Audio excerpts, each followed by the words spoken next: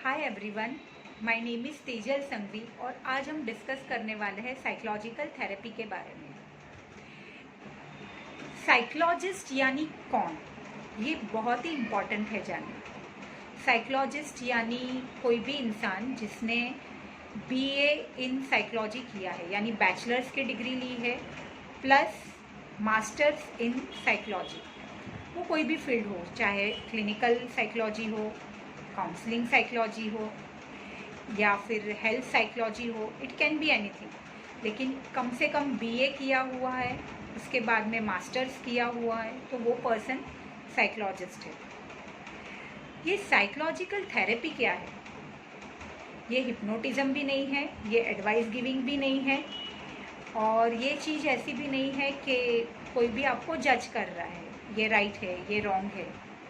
तो ये psychological therapy क्या है, देखते हैं।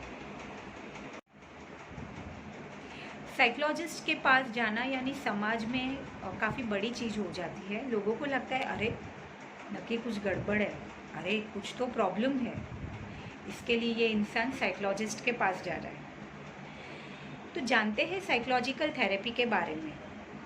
जब भी कोई भी क्लाइंट काउंसलर या साइकोलॉजिस्ट या मेंटल हेल्थ प्रोफेशनल किसी के पास जाता है, तो कोई भी काउंसलर उनको एडवाइस नहीं करता है कि ये राइट है, ऐसे करो, आप वैसे करो।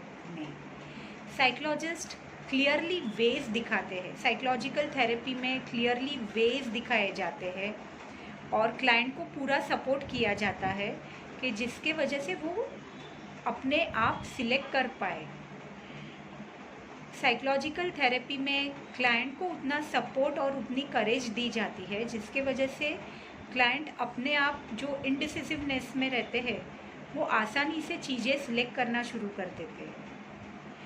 कोई भी इमोशंस में या बिहेवियरल प्रॉब्लम्स से जब भी क्लाइंट गुजरता है, तभी वो इंसान कैसे महसूस करता है वो साइकोलॉजिस्ट अच्छी तरह से समझ के उसके सामने ये चीज़ काफ़ी अच्छी तरह से प्रस्तुत करते हैं, ताकि वो क्लाइंट को समझ में आता है कि ये इंसान मुझे समझ रहा है, ये इंसान मेरी फीलिंग्स को समझ रहा है। कोई भी फीलिंग्स, नेगेटिव बिहेवियर जब भी वो क्लाइंट दिखा रहा है तो उसके पीछे रूट कॉज क्या है, वो साइकोलॉजिस्ट का काम है समझाना।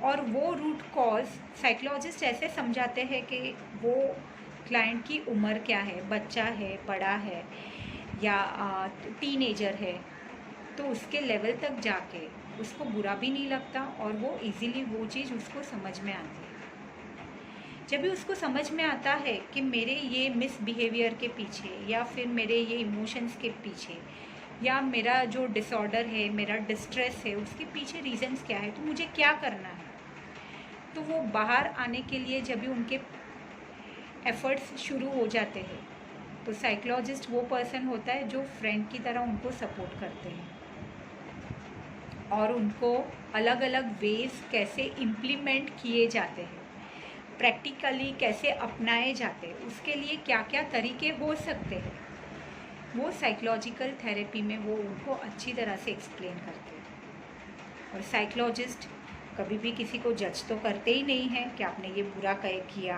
आपने ये गलत किया, ये बराबर नहीं है, या फिर अरे ये रिलीजियस मैटर में ये चीज़ बराबर नहीं है, जैसे आप जैन हो तो आपको ये नहीं करना है, आप हिंदू हो तो आप ये नहीं करना है। तो साइकोलॉजिस्ट बेसिकली पर्सन का कास्ट, पर्सन का रिलीजियन, पर्सन का जेंडर या उसकी एज, ये सारी चीज़ों को देख के उसको कभी भी जजमेंट नहीं देता है। वो हमेशा इंसान को इंसान की तरह एक्सेप्ट करता है। उन्होंने जो भी मिस्टेक की है वो मिस्टेक को समझ के उसमें से कैसे बाहर आया जाए या उसके लिए क्या क्या कर सकते हैं। बहुत बार ऐसे हो जाता है इंसान बहुत ज़्यादा कंफ्यूज रहता है, उनको उनके थॉट्स में क्लैरिटी नहीं रहती है। वो टाइम पे साइकोलॉजिस्ट बेस्ट पर्सन है उसको समझाने के लिए, उसको वो व्यू देने के लिए, लाइफ का व्यू देने के लिए। बहुत बार इंसान उसका पास्ट, उसका प्रेजेंट ये सारी चीज़ें बहुत ज़्यादा पकड़ के रखते हैं और फ्यूचर के आगे बढ़ने की उनकी कोशिश नहीं रहती है। वो टाइम पे साइकोलॉजिस्ट का रोल है कि उनको पूरा सपोर्ट किया जाए और उसको एनकरेज करके उसमें से बाहर निकाला जाए।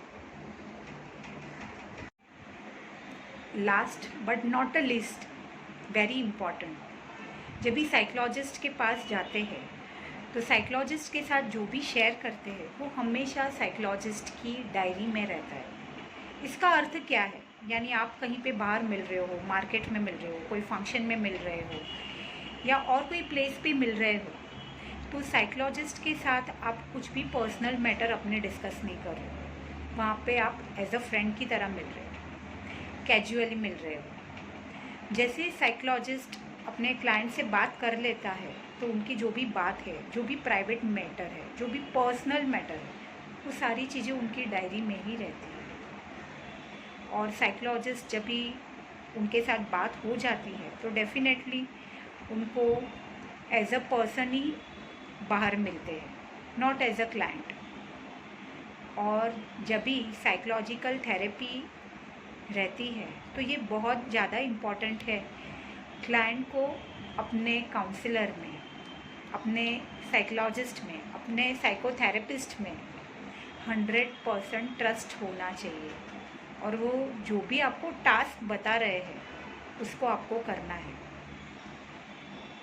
जब भी 110% आपको ट्रस्ट रहता है और आपके दिए गए टास्क को आप एकम्प्लिश करते हो, धीरे धीरे करके आप आपके प्रॉब्लम में से ज़रूर बाहर आ जाते हो। तो ये था अर्थ साइकोलॉजिकल थेरेपी का।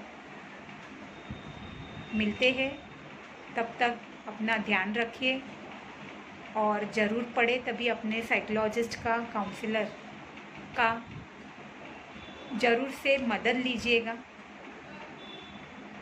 शुक्रिया, बाय, टेक केयर।